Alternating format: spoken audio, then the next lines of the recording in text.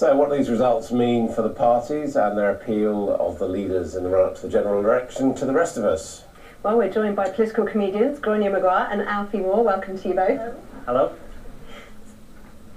Well, what can you tell us? It was interesting, wasn't it, listening to that political councillor from Derbyshire that I've been speaking to, a deposed Tory, and there he was saying, you know, people were voting for UKIP because they didn't like us, and what they got was even worse, Labour in that particular area. It's part of the topsy-turvy world of politics, isn't it? I find a bit frustrated because I'm a big Ed Miliband fan. I think he's doing really well because he's almost... Believe me, he's not. Just forget it. Let's just talk about it. What about the appearance of UKIP? Do you know, what a shocker that was. I don't think anybody expected. What's the latest figure? Is it 25%? 140 seats. Yeah, wow. But I suppose common sense dictates there was a gap in the market. I think everybody's centralised in the last 10 years, and there was that gap to the right that they've clearly exploited. I mean, listening to him talk, it reminds me when I was growing up listening to the Tory politicians talk. So I think they've become the new sort of Tory party, and I think, to be fair, Labour have moved central. They seem like the new Liberals. I'm not sure the Tories... I don't think they did that badly. No. Yeah, but I mean, if you're talking about appeal to real people, I mean, who is a real person, more of a real person? Take Ed Miliband on one hand and Nigel Farage on the other. God, I think that's a depressing comment on real people. I mean, you know, Nigel Farage is doing well, but it's only a council election, and I don't think, it's a bit like inviting somebody to a party and you think there'll be lots of fun, but then like 2 days later, will you still feel the exact same way? I don't know.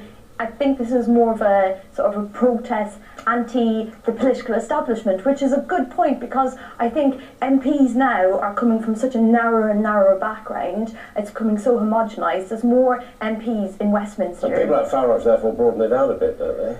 Well, yeah, but as long as if it's for the right reasons, you know, if it's just like sort of a protest comedy vote, or if it's because you want sort of like MPs to be a better representation of most people's lives, most people's background. At the moment, I don't think Westminster is like that at the moment. I don't know the guy. I'm sure you've interviewed him maybe today, but I don't know the gentleman. But he does come across as very sincere and genuine. And an ordinary, he's got this ordinary blokish. This is the photographs with a pint pot there. Down the pub. Yeah, and it's sort of a posh version of man in a pub. But, you know, I think people are connecting with that also because I think, you know, if you take Cameron, he's a little bit, more than a little bit plastic, and he feels like he's got the PR and the image consultants all around him, and Cameron is like a cartoon character politician. You know, like a slightly sinister, like you can't really, he's like a character from The Simpsons if they were to do a British politician. I think then Ed Miliband, many people call him Wallace and Gromit. I know, but at least okay, so he might be a bit goofy at times, but at least there's a sincerity there, and you know, I think maybe people associate that with like him being sort of sounding young and immature, but at least there's a passion and there's a certain amount of idealism with Ed Miliband. The point is, in large swathes of England yesterday, albeit England, Nigel Farage got more votes yesterday than Ed Miliband, and his argument is that he's more in touch with ordinary people than the Westminster elite.